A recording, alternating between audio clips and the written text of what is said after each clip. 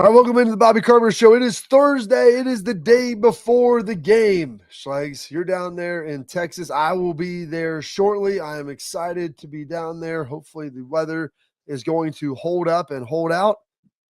We're juiced up about Hold this, up. man. Like, how do you feel on like the eve of the game? I feel juicy, man. I feel juicy. Here's what I like. Here's what I like. I like that we started fast and violent. I love the way our defense is playing. I love the way we're able to run the football right now. But again, the pass is setting up the run. It's opening it up. I love the way that we're utilizing all of our guys. We're not just confining guys to a location. Like you're a Z or you're the X and you're the Y or you're the, whatever. It doesn't matter. We're going to put the best dudes in position to create the mismatches that we want. Love that. Love the way our offensive line has been playing with the rotation that they've had. The D-line being able to get pressures. Coming against Oregon, where they get up 13 sacks in the entire season. 13 sacks, we had 8. That's ocho in Spanish. I train the girls from the Fury, and I try to talk to them in Spanish when I'm counting, because that's really the only thing. Mi amo Antonio, bien y tú? That's it. That's all I really know, and I can count. I know a couple cuss words. But that being said, I feel good. I feel juicy. I'm going to be there. All my family's going to be there at the game, watching the Buckeyes take on Texas. We're in a cowboy. This is really, I wore this today because this is what I'm wearing on the day, because we should be the road whites because we are the away team. So I wore the silver because I have a red shirt like this, but silver bullet style, road gray, because they got the gray in the sleeves. That should be in every uniform. And I got my cowboy hat on that I got for Christmas. So, yeah.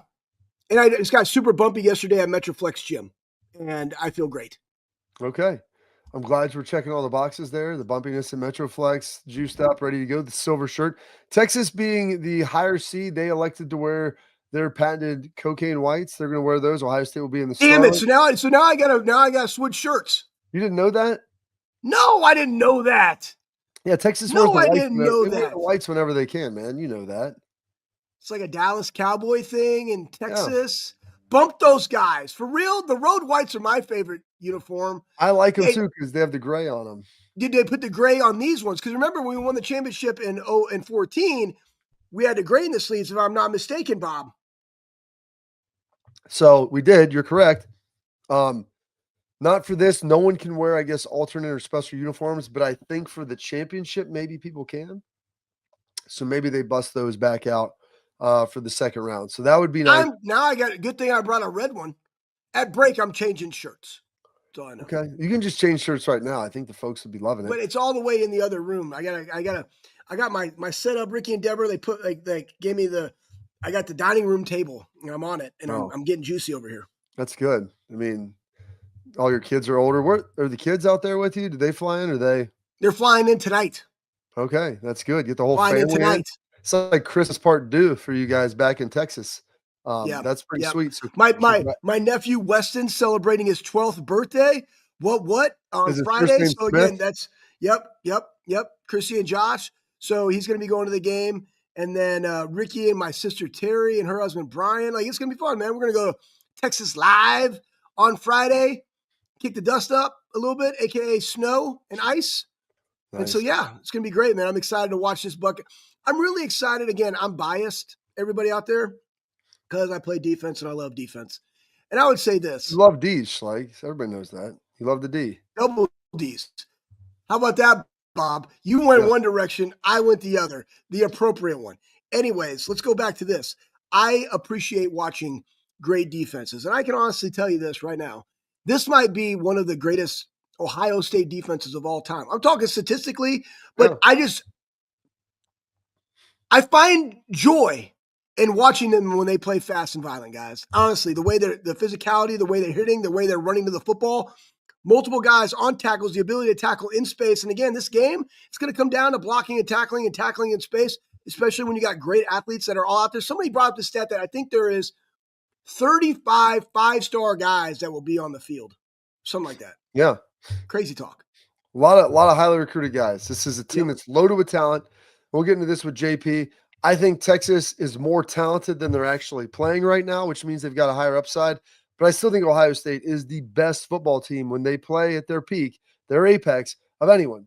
And a lot of that's driven by their quarterback. Now, there are people in the media that are from Texas, and they may not think as highly of Will Howard. I think Will Howard, when you look at the 4 quarterbacks left, as far as versatility, what he's been able to do, what he's asked to do, his ability to run when needed. He's a bigger guy. He's an experienced guy. He's been insanely accurate. He's been in the 70s in his pass completion percentage. He's been throwing darts, some really nice ones. And Emmanuel Acho, who I like, Emmanuel, a good dude. But you do. You like him. You like him. You love him. I do, but let's You throw love this him? up here. Ohio State has the worst quarterback remaining in Will Howard. I can confidently say that. I don't know that I can confidently say that. I don't think that he's accurate in that. I would say Quinn Ewers has more arm talent. I think Riley Leonard might be a better runner. I think Drew Aller is kind of maybe some good at a little bit of that, but I think Will Howard, I mean, I would say he's no worse than the second best in there. And I think you could probably say he's been the best in the playoffs. I don't know this, but Will Howard, 32 touchdowns, 9 picks, QBR, 87.3 for the season, 34.90 passing yards. Drew Aller, 24 touchdowns, 7 picks, 789, 78.1, 3,100 yards and change, right? So almost 32. Will's almost 35. What's the guy? Why don't you look up Quinn Ewers' stats? But I'm going to go pull up this stat. And I think we talked about it on yesterday's show. But Will Howard's playoff stats, because again, it's about getting hot at the right time. Yeah, throw that up there, Pat. Will Howard in the playoffs, just taking a peek through the first 2 rounds. All right. So these are numbers. Now, I'm a big believer, like looking at film. Will did miss a couple reads, I will say that, in that Oregon game. One of them missed and a completion. Quinn Ewers, 3,100. So 3,200 yards, 29 touchdowns, 11 picks. And again, when you go back and you make, we're not talking about NFL arm talent when we're talking about college football. Who's going to give your chance the best opportunity to win? We saw Will Howard throw early picks in the Penn State game, right? Came back, won that football game. The number one thing that Will Howard does as a quarterback, Bob, you ready for this? I'm going to melt your mind. You ready for this? I'm ready. Will Howard doesn't take sacks. Oregon had him a couple times in the backfield. He was able to stand there, not just fall down. People were like, well, what about that McCord guy? Like, what he set the all-time ACC passing yards. He also threw for 200 more times, right? Yeah. But you know what he does? When he got pressured, it just was down. Will's not going to be that guy. Will just stands there, found an outlet, and just threw that. I believe it was Trevion's feet. He just doesn't get sacked easily, which also helps your offensive line. And he can move around the park, and he can also pick up yards. So in my honest opinion, right, I would say that Will has a competitive advantage of all these people, one, from a stat perspective, but 2, from also the talent that's around him. So, I mean, I don't even know. Ocho, that guy also looks like a little bit like a troll, and he also is a Texas homer. And I'm not being a homer in this. I'm just stating the facts. The stats show probably the best runner, Leonard. Okay, right? Maybe the best arm talent, Ewers. Cool. But who do you like in these matchups? I'll take Will Howard. Well, and who do you like in big moments and big plays? And Will Howard has had ice in his veins here in these moments. Didn't have the greatest Michigan game, but he's had a huge bounce back. Played really well against Indiana. He's played really well most of the season. Like you said, he didn't take sacks. And early on, Chase, you remember the game, I forget early on who they were playing. He's getting sacked. He throws that one across the field to Quinshon or Trey, one of the running backs. And it's a terrible decision. He's like, never again. And Will's made good decisions. He has 0 turnovers. He needs to keep that going. Ohio State has not turned the ball over. And why is that important? Well, you don't turn the ball over, you're going to win. He's been efficient. He hasn't taken sacks, and he's been highly accurate down the field. The ball that he threw to Emeka was absolutely a dart. It was a phenomenal toss and a terrific, terrific pass, to ultimately say the least. All right, Shikes, we got our guy. I want to tell you this too, right? One more. We got Joshua Perry on next. Who is Texas's Quinn? Like, who has Texas played this year? They got beat by Georgia twice, right? But like Ohio State, you lost to Oregon. He played phenomenal. You beat Penn State, still in the college football playoff. You beat Indiana, somebody that's also in there. Then you beat the number 9 team. Then you beat the number 1 team. Versus they played, what did they play? They played 12-4. You know what I'm saying? Like Ocho, Cinco, whatever your name is, troll guy, because he has that high top. Emmanuel Ocho. And you might like him as a dude. I don't know him, so I don't have to like anybody. I respect him as a human. right? But like that's an absolutely absurd, take when the numbers don't even back it. That's just clearly your perspective. It's terrible, and I hope they break the brakes off your Texas team. I can't wait, Schlegs. I love your juice. I love your passion. We got Josh So Perry coming up juicy. next. Before we get to him, I want to tell you about our friends over at Export. Attention, athletes and parents. Protect what matters most. You heard us talking about yesterday with our friends at Export. They're trusted by professional athletes, designed by NHL team dentists, scientifically tested to absorb those hits to help protect both your noggin and that grill. I got a couple of porcelain veneers. AJ's got a whole grill of them. Schlegs, well, there's not a whole lot left in his mouth or his brain, but he still wants to be safe. Export mouth guards feature 3 layers of advanced protection, including a patented use of carbon fiber. They custom 3D print that thing right to your unique grill. That means more protection, better performance, max comfort, clear communication, so you can focus on your game, not on your gear. Don't take chances with your safety or your looks. Go to exportguards.com/Bobby. Save 15% on your order. Export, protect what matters most. Our guy at the NBC desk, one of the best dressed looking dudes in showbiz, Mr. Joshua Perry, up next.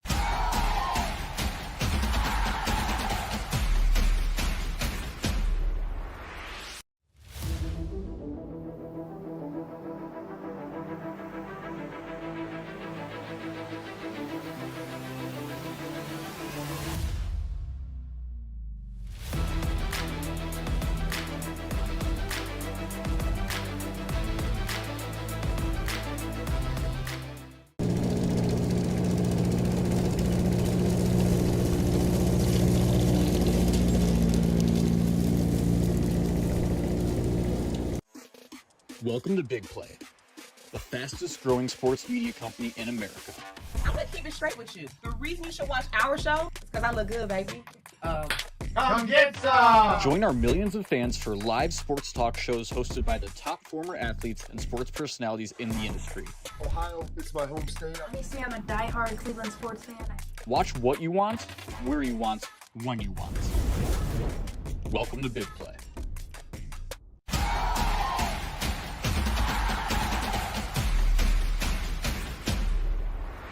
All right, welcome back into the show. Schlegs disappeared. He's going to be putting a shirt on. Maybe he comes back without a shirt on at all, but I would like to welcome in our guy, Mr. Joshua Perry, to the program. Okay, he's got a tank top, so he's like split the difference, Joshua. Split the difference. I love it. You just called me one of the best dressed in showbiz, and here I am, tank top, just left the gym. Did you look like Tiafo out there with the tank top, the Nike hat on, like you're about to go play U.S. Open? I mean, tremendous. He's great dude. Love watching him play. Joshua, what'd you lift?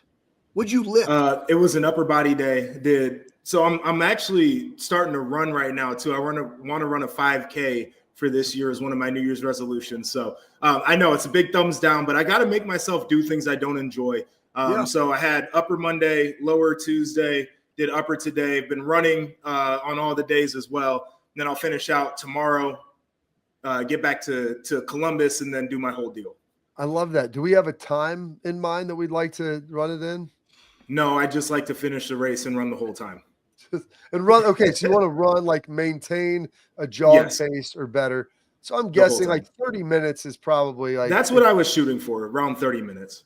Yeah, you should be able to get that. I mean, that's 10-minute miles, about 9.5. Like that's a good pace. I love that you have the resolutions, Joshua.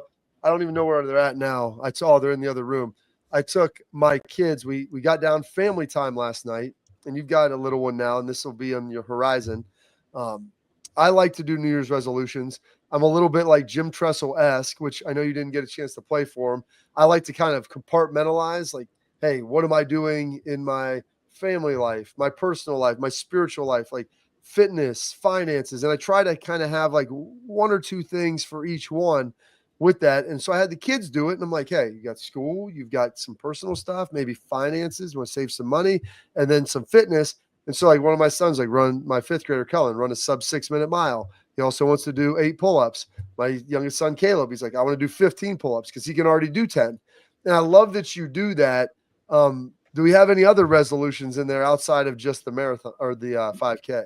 Yeah, so I'm big on the resolutions too. I grew up in a household, both of y'all know. My father, he's like, write them down. So I've got them stowed away. But that's one of the fitness ones. The other one, and this is more of a together as a unit. Hope my wife is listening to this at some point. Amazon, that delivery dude, he's not our friend anymore. We got to stop. We got to stop the truck coming to the house every day. Resolution. We're not doing that anymore. So like limit to one Amazon purchase a week. Like that might be something. That still might be too much. Yeah, maybe. Yeah. Two a month. Like that might be a good goal to set. Like that's 24, 25 purchases a year, spontaneous. I think that's a healthy goal, Joshua. I think so too. We've got to abstain from Amazon is what we got to do in the new year. What if it's books? What if it's stuff that's like intellectually stimulating? Like I ordered like a book yesterday called Traction. It's about business. Then I also ordered this new book about triphasic part 2, which is like a part of training. And I was like, man, this is going to be a great read. Triphasic, like, yeah. Why are you laughing at it? It's amazing. But again, I just like the guy. You know what my thing is like, you know what? I need to get better discipline. And again, Bob and I were talking about this the other day about passion and that's from your passion is that discipline factor, right? And I always want to get better. It's devotion is what the love in the discipline makes. Yeah. So, anyways, but a devotion one to my word, like getting that routine every single morning, and then also doing something that moves the needle, whether it's in human performance or business, and getting those done. Anyways, Joshua. All right, let's talk ball, and I appreciate you trying to save money because I'm gonna do that too. I like that. Real save money and take my wife. What? Give it to me. Joshua's the guest. He gets before we dive into it. Two things. So Maddie told me I already have too many books, which I don't disagree with. And you read them? We got the house in Columbus. Well, how are you going to read a book when you got a newborn and a wife, right? Like you got to be real intentional about it. You get the baby when they're sleeping, and then you read. And like I used to read my cases when I was in school with my son, like sleeping on my chest. Yeah. See, your boy is catching up on his Z's when the boy is sleeping too. That's the key there. But Maddie and James are back in Columbus. We close on a house there, so they're getting settled in. I have nothing but free time during the day right now when I'm in Chicago working. So outside of watching tape, which is going to come to an end here, I'm going to start reading the books. Last thing I'll say. The Ocho Cinco thing had me on and nothing funnier in 2020. Let's talk about that. Let's talk first off how asinine of a take is that when the numbers don't even back it. That's completely your own perception bias, by the way. I would like to think, Joshua, like you do a really good job. And again, I can only speak at Ohio State because I understand the guys but we try to speak very impartially about all teams, though I have a little bit of a bias, but I'll call a spade 100%. But the stats don't align. He has the best stats of any of the quarterbacks in the playoffs. Like, what's your take on that? It's an interesting thing. I think these media personalities who do national shows where they cover primarily the NFL and they talk NBA and they do college football, maybe baseball, hockey, whatever, is more of a secondary thing. They're not in it the way that we are. So you could slap down a bunch of stats from PFF in front of them, and I think their default is, well, who is ranked where on the big board? And that's where I'm going to make my decision about how effective they are as a college quarterback. So if you were sitting there from that perspective, you would say, well, I like Quinn Ewers and Drew Aller's a prototype build, and people talked about Riley Leonard coming into this season. I think we should stop doing that. People talked about it, and maybe that's how you get there. So I'm not going to judge entirely too hard in the fact that he's a Texas guy. I'm certain goes into that. But it is crazy. Like I feel like we have to start telling the truth in media. And the truth right now is you can look at adjusted completion percentage, you could look at deep ball hit rate, you could look at completion percentage under pressure, or you could just watch the damn games. The truth right now is there is not a quarterback that is playing better than Will Howard, period, point blank, the end. And you could say it's because he's throwing it to Jeremiah Smith, and you could say it's because he's throwing it to Emeka Egbuka. Well, he's rolling out there with those guys in every game. It doesn't matter, right? He's got the guys. So there's nobody playing at his level right now, and that's just the truth. Well, and let's not pretend that Texas, like, it's not like he's at North Texas here. Texas got some dudes now too. They may not have JJ Smith. Nobody does. But outside of that, like Texas has, I guarantee you, 4- and 5-star wide receivers that Quinn Ewers has been throwing to as well. But the big difference, like with him, Joshua, I think you've seen this. I went back and I looked. the two Georgia games, it's like 29 and 31 yards. Vanderbilt, they rushed for 100, but it was 34 carries. You look at Arizona State, it's like 53 yards. Like games where they've struggled and maybe almost lost, they haven't been able to get that running game going for Texas. And Quinn Ewers isn't that mobile. I think that's why they had that arch package. And so what are you kind of anticipating from this? And will Texas, you think, be able to run the ball effectively against Ohio State? Well, I think they should use arch in packages, and I think they should get them going early. And this is not an anti-Quinn Ewers take, but you mentioned how well the Texas offense runs when they can run the football. You can also look at Ohio State and say against Dylan Gabriel the first time around, quarterback run hurt them a little bit. Dylan Raiola is not a runner. Quarterback run hurt them a little bit. Against Northwestern, Jack Lausch probably had the best passing day, but he's also a mobile quarterback that hurt them a little bit. And so you can say Nico, when they were playing Tennessee, was the best offense was him running. That if you want to attack this Ohio State defense, you probably need the extra guy and you need to create the extra gap to give yourself the best advantage to do it. I think it's a tough matchup for them, though, because the way Ohio State's front has been playing, like they've been knocking running backs out the game, right? Like they're playing physical, they're playing gap sound. Those guys are getting to the football with really bad intentions. And so if you're Texas and you understand that you need to run the football in order to be successful, I would look at Arch, but the other thing is Sark's got to be dialed in. And I think he's one of the best play designers in college football, one of the best sequential play callers in college football.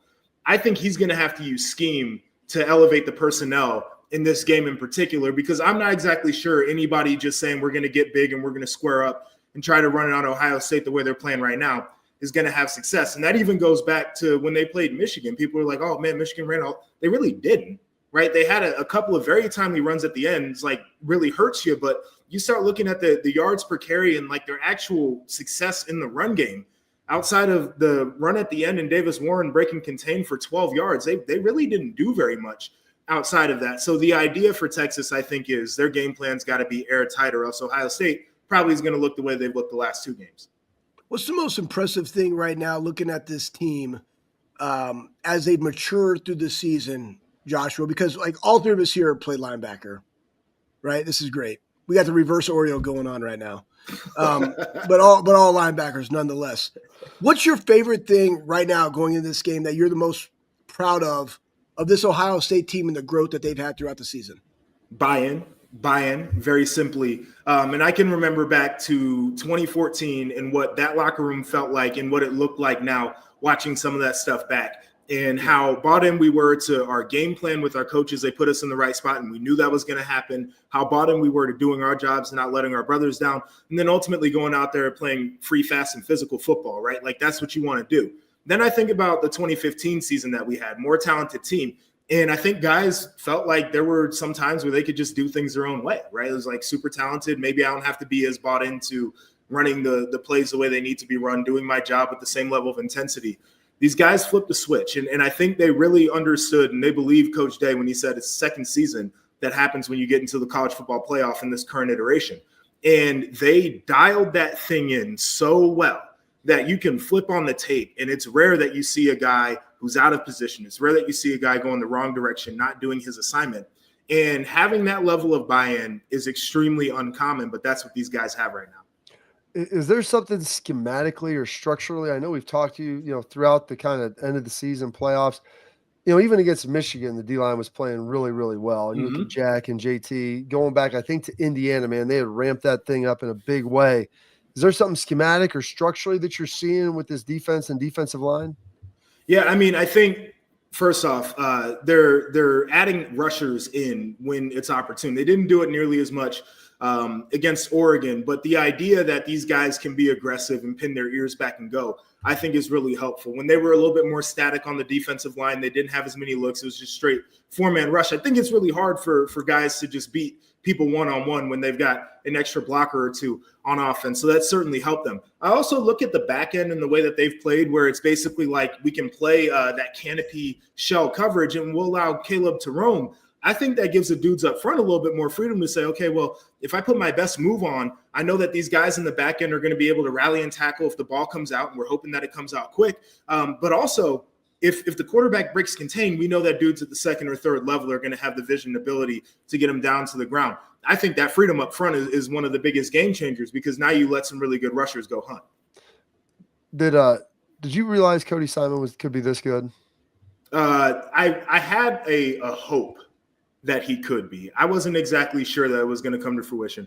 That man is playing like a man possessed right now. I mean, Schleg's mentioned it. We're all three linebackers. Feels old school, man. It feels like, you know, the type of teams when they've been really good, there's been a dude at that second level who is just out there creating havoc, and he's doing that right now.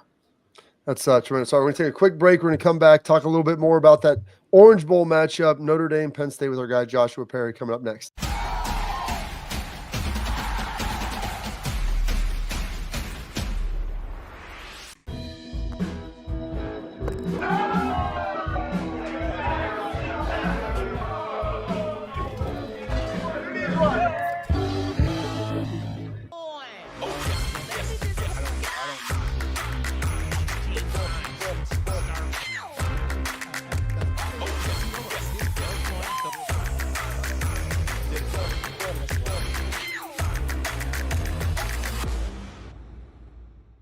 The Big Play Sports Network.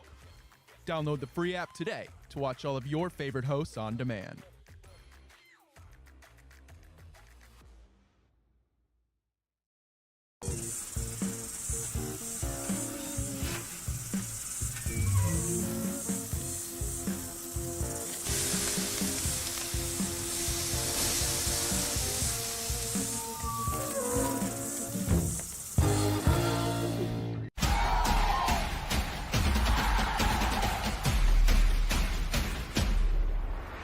All right, welcome back into the program. Still with our guy, Joshua Perry, NBC Sports, doing a fantastic job. And the Orange Bowl, I mean, first of all, the fact, before we even get to that, we have 4 first-time coaches for national champions. The first time this has been the case. We have a new one. We're going to have a new one this year. And it's not going to be Saban. It's not Urban. It's not Kirby Smart. It's not Dabo. It's none of those guys. Who do you give? Is there any advantage that you give to any of these coaches in this situation, given like kind of they're all relative inexperience, I guess, at least with hoisting the trophy? Yeah, I mean, I think Ryan Day's operated under the pressure cooker, and I think that forges a different mentality going into these types of games. Like, I don't know if he could be he can't be more rattled than he was at the end of November, right? Like, his mental state has to be as stable as any of these guys because he's been through it all. So that's an advantage there. He's also coaching a national championship game too. So he's got that feel of what it's like to be there, although they came up short. The other guy that I kind of look at that I really like is our guy, Marcus Freeman, who it feels like he understands this new age of coaching where like it's okay to be aggressive and it's okay to show emotion with your players, and winning in the margins of the game with special teams and situational awareness at a very high level. I think that puts them in a great spot because I look at the formula for Notre Dame to win games. It ain't pretty. They like to be in those rock fights. And ultimately, when you play that style of football, you got to be real comfortable in the margins. I think that's been an advantage for him. All right, so now you got the Orange Bowl, you got Penn State. And again, same type of thing, playing a lot of trestle ball. You know, you go against Georgia. Georgia decides to like try to push the football with, 39 seconds, I think, or something like that, right? It was very short on the clock. Strip sack, score. You're up at halftime by 10. You come out, you're on the opening kickoff back. So you basically won the middle 2 minutes. And then you just absolutely just decimated Georgia's running game the entire time. Thought their quarterback played well for being a first-time starter. What's the competitive advantage for both of these teams going into this game, Penn State and Notre Dame?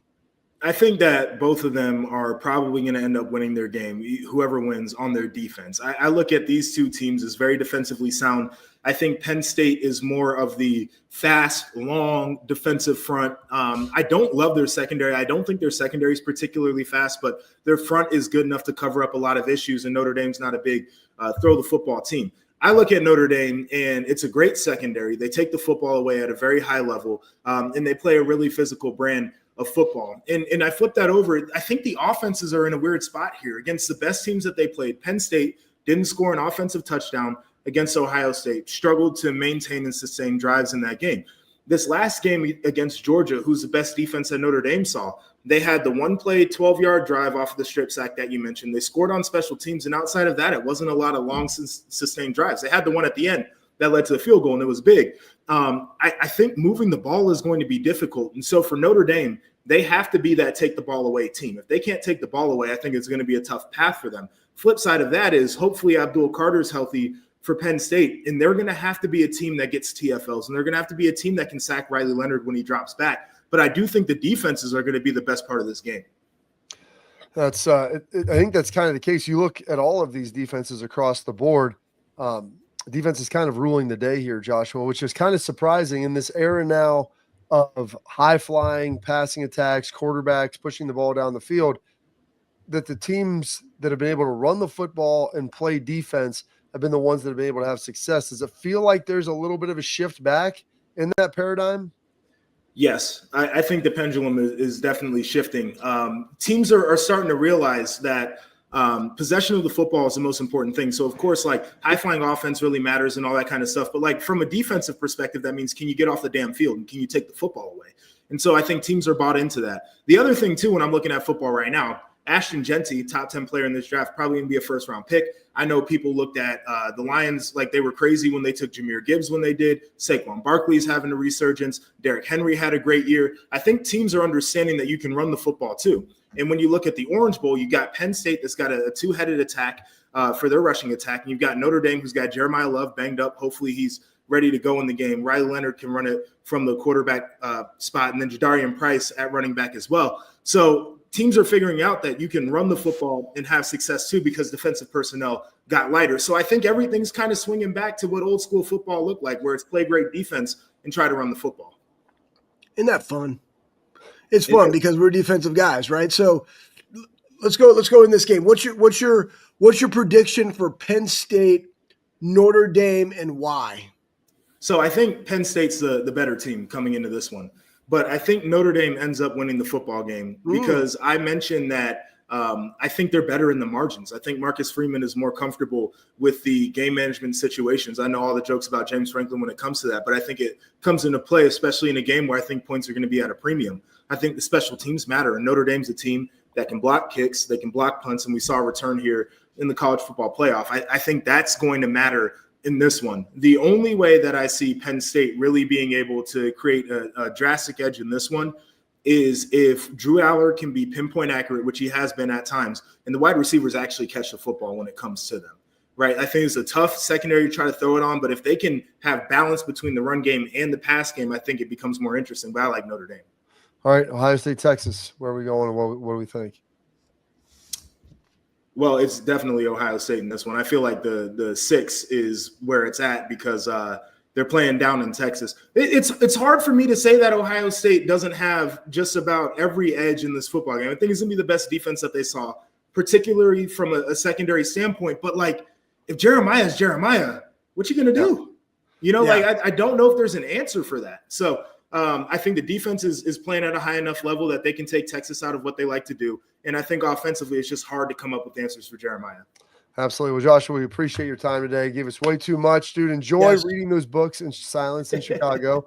I'm sure you'll be heading back to Columbus here. We're excited to get to see you more, buddy. Enjoy it. Be safe and take care of the move. We'll catch up again soon. All right. Appreciate you guys. Take care. That's our guy, Joshua Perry, looking fit and trim. He's got the tank top on, popping the traps, ready to rock. We got our headlines coming up next.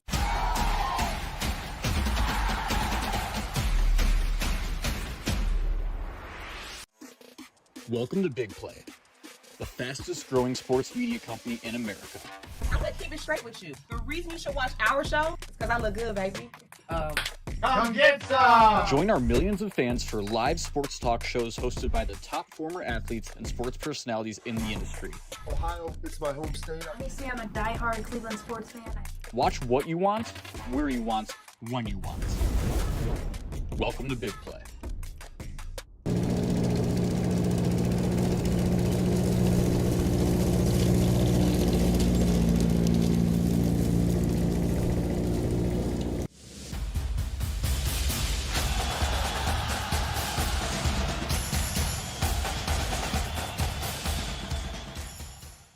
All right, Strikes, transfer portal season. Ohio State losing some guys.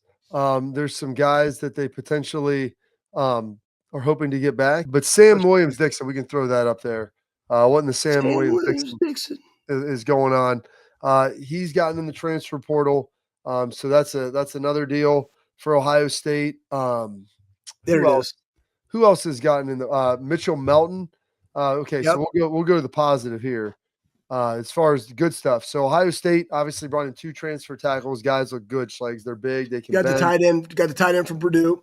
Tight end from Purdue. Georgia defensive end Damon Wilson, I guess, is being crystal balled for coming to Ohio State. And so That's a lot deal. different than blue balled. Yeah. I hope. It's a lot different. And so they're getting some guys coming in, and this is how Ohio State always does it, be very specific and targeted. Obviously losing a couple of guys. And we talked about some of the dudes who have already gotten in the portal and what that's looking like for them. But as far as this Sam Williams-Dixon, it's apparently getting in the portal. I get it. He's a running back. They're bringing a couple other talented guys next year. I think they might be getting a transfer running back. I don't know if one's committed or not. They did from the guy from West Virginia. That is correct. So they've got that. So Sam Williams-Dixon potentially transferring here. Mitchell Melton got in the transfer portal for his senior fifth-year guy. Makes sense. Which I get. You look at. I love Mitch. Mitch is great, and I don't think there's any animosity about that. You look at who they have coming in. We just talked about defensive end. Plus, they've got Caden Curry. They've got Kenyatta Jackson coming back. They've got a whole slew of guys, and so that makes sense. I want to say they just had a tight end that hopped in as well. Patrick Gerd. Patrick Gerd hopped in there. Fifth-year guy, right? Guy, and so they brought in a dude from Purdue. You start looking at the path, and I mean, you're going to have probably attrition of 7 to 10 guys a year. You probably bring in hopefully 5 to 7, and then you have a lot of recruits that obviously you bring in from the high school ranks. And that, Schlegs, that's kind of the formula I think that you ultimately want. As much as it sucks to see those guys go, I think that's just kind of the natural order of it. And guys, guess what? A lot of these guys are older guys that literally just want an opportunity to go start and play a season, as a starter. So don't expect them to go to a Georgia. Like they want to go where they want to compete, but they also want to play because they probably feel that they should be playing. It might not just be at Ohio State. Where can I go and play? And you also got to remember too, I believe pretty soon in the near future, we're going to have that 110 person roster, revenue shares. It's going to be very, very different, guys. What this looks like, what they're talking about. I think it's 110 scholarships. Everything's paid for. Revenue share, ability to be cut. There's a lot of things that we're hearing. I don't think it's there yet, but that's going to directly impact who do you recruit, who do you bring in the portal, where do you go? It's going to be quite interesting moving forward. Okay, well that's good. I mean, and like I said, people get upset. There's this talk around this. I know it kind of takes away. What do they get upset about? What do they get upset about? I don't know, Schlegs. I mean, Mitch is still there. Patrick's still there. They're finishing this out. And that's the other piece of it. Those guys, it's not like Jaden Ballard who left. Who else hopped in early? No. Bonsu? Bonsu, but our guy from Marysville. Gabe Powers. Yeah, Gabe. Those guys hopped in and they took visits, and Gabe's youngish, trying to find some place. He looked at Ballard's older. Bonsu's young. So everybody's got their own path and their own journey. But these guys are staying here. Gerd, Devin Brown. Remember, Devin Brown is in the portal, but he's still there. Yeah. He is your quarterback that is going to be going in the game should something happen. So Devin Brown, Patrick Gerd, all those guys are still there. They're still practicing. They're still playing. The system sucks. It's terrible the way it's set up, and I get it. All right. Enough on that. We got some tailgate talk. Next, where we're going to get there are a couple more questions from Wednesday's show. Want to dive into that here coming up next on the Bobby Carpenter Show.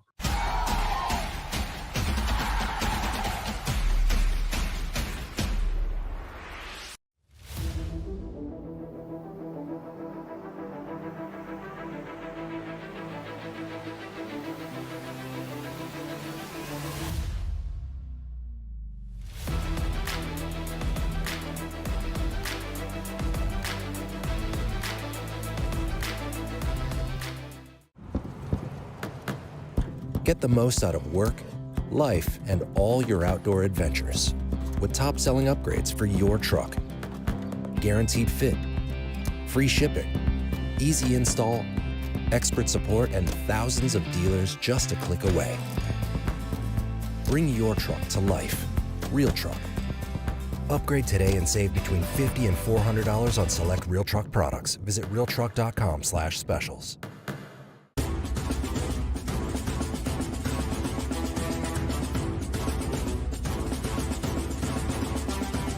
All right, Schleich. Everybody's been talking about this Texas defense. And I want to let you know, Schleich, there you go. Get the tailgate talk, get the Real Truck on, because we're in tailgate talk now, which is brought to you by our friends over at Real Truck.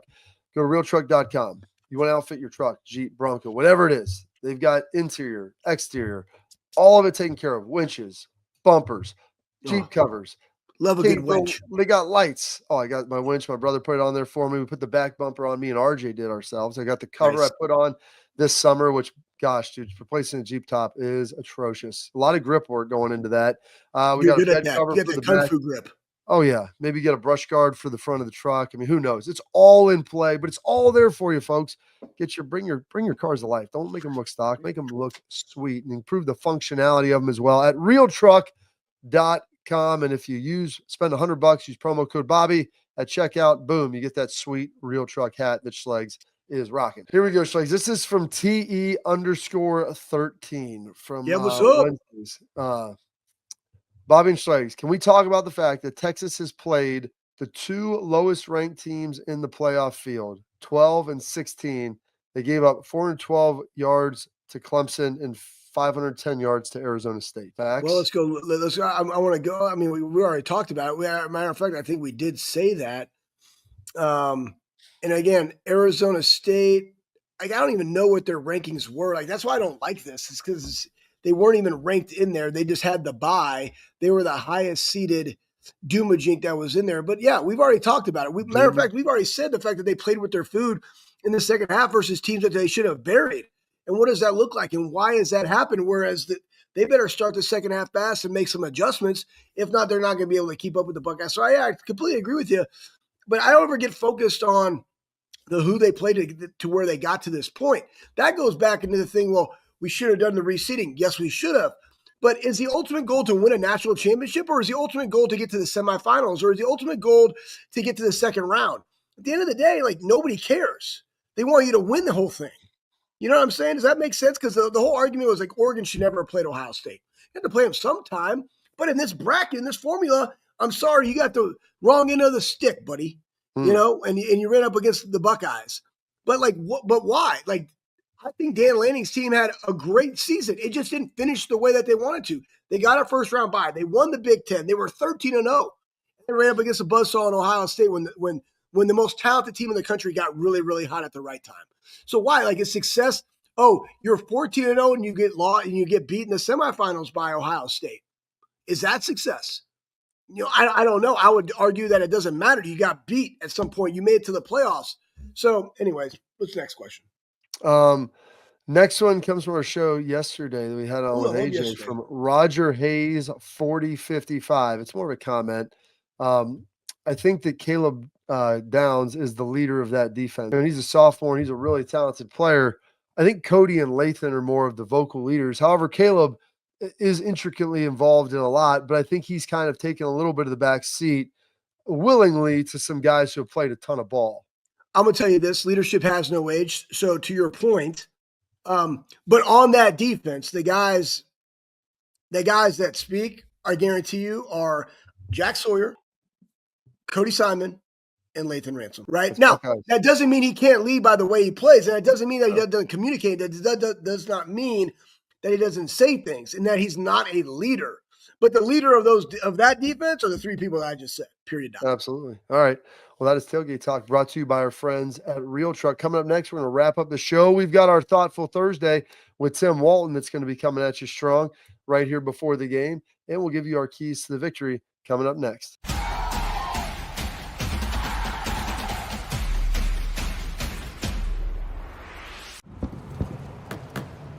Get the most out of work, life, and all your outdoor adventures with top-selling upgrades for your truck.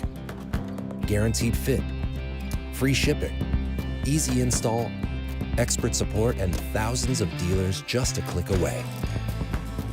Bring your truck to life. Real Truck.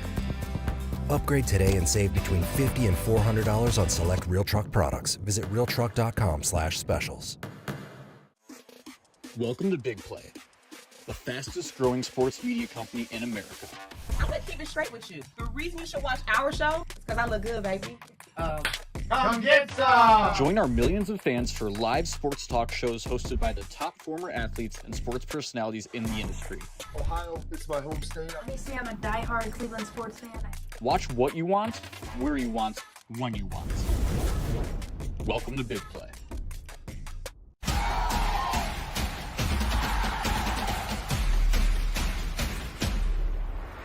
All right, I guess it's not Thoughtful Thursday. It's a Wisdom Wednesday from Tim Walton because the way he dropped it out and when it all came out.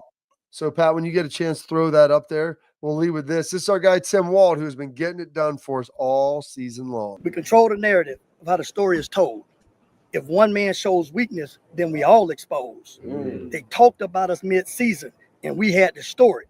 Everything God put us through, we was built for it. That means we took the ups and downs, and we still rose. Everything that we was meant to have, only God knows. Hey man, so good. Hey, let's get on our football, man. We got a chance to go win it. Ready? Ready? Already. All right, Strikes. Here's my 3 keys to victory. We've talked about this all show.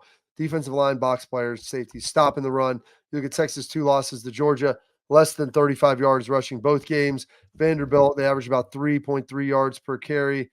And then you look at what the Arizona State, 55-ish, 53 yards or whatever it was. All those games were either losses or close. Stop the run, push it back onto Quinn Ewers. He doesn't move well. If you're stopping the run, your defensive line's playing well. You'll be able to move Quinn Ewers out of the pocket and off his stuff. Will Howard, you've been incredibly efficient. This team has been clean. They have not turned the ball over. Will has been hitting all his stuff. He's been looking good. Need another big game from him. On some of that goes with the offensive line. You got to make sure he has a clean pocket. You've got to pick stuff up. This Texas team is going to be versatile. They're going to move around. They're going to try to bring different blitzes. It's not as static as maybe Oregon or Tennessee. So they've got to be locked in, ready to identify who's coming and who's not. And then lastly, Slugs, special teams. Saw Texas falter a little bit against Arizona State with the special teams. You watched Ohio State getting better, looking better in the kicking game against Oregon. Need to get the punting game going. Superior special units. If they get that wrapped up, it doesn't have to be close. I like Ohio State 31-17 in this, maybe 31-21. I'll probably lean into that. But this defense has been really good, and there's no reason they can't be great the rest of the year. Yeah, Bob, I had 31. Why don't you give your Penn State Notre Dame one? Penn State, Notre Dame, I got like 24-21. I think that's going to be a 3-point game. Going to be a tight one. I got Notre Dame winning that. Is that because of Marcus, or you think they're just better? I think it's because of Marcus being better. So merge those two together, Schleiks. You got it. Just like Waller and Aller. Hey, here's my deal, and I'm keeping it the same, fast and violent. And what does that mean? Hit Quinn Ewers. That's what it means. But how do you do that? You stop the run and you run the football for us. And again, they're the same things. It's amazing how they're the same every single week. But when you get to this level of ball, when competitive excellence is at its highest, right? Good on good happens. The fundamentals of the game of football will always be there. The number one thing defensively is you got to affect the quarterback. And I think if you can, how do you do that? You stop the run, you get him in a third down, predictable situations, and you hit that man. That's what you got to do. I think that he will tap out. If you keep hitting Quinn Ewers, I think he will tap out. So I want to see that. Then stopping the run the football. Our ability to control the pace of this game, utilize tempo as our ally when we want to, when we catch him in personnel against a very, very good defense. This is 1 and 2 defense in the country, guys, playing in this matchup. Like, it's not going to be easy. Okay. And then your last point, Bob, I actually said the same thing. Special teams is going to play a huge factor. Not just the fact of making field goals. Okay. And kudos, guess what? Kickers, like, you did your freaking job. Awesome. But I'm also talking about punting. I'm talking about field position because I have enough faith in this Buckeye defense that if you're backed up inside the 10 or inside the 20, we had a couple ones from the Rose Bowl that we could have downed inside the 10. That matters in these types of games. We talk about the hidden yardage in these games, Bob. Good on good, that matters. Special teams has to play a role. I had 31-17 Ohio State. I've had that from the jump. I even said 34-17. I actually think it will be close around halftime. And then I think a mistake is made by Texas and actually goes to another level for Ohio State. I think defensively they played very, very well. Penn State Notre Dame, I've been going back and forth because obviously I do care about Marcus and I like Marcus. I don't know I think they're both very opportunistic defenses. I think it's going to be a one-score game. I actually think it's going to be a 1-point game. I think it's going to be a 24-23 or 17-16 fest. God, real slugfest. I love it, Schlegs. And I'm not even going to pick a team. Should I pick a team? Yes, put your name on it. I'm going to go Notre Dame. I'm only going Notre Dame because of Marcus. And I want to see a Notre Dame matchup. It's fun. I love it. We love it. State. Ohio State, they'll be on tomorrow night. Cotton Bowl. Be there, be square, be locked in here on Monday for us to wrap that up and tell you all about it here on the Bobby Carpenter Show.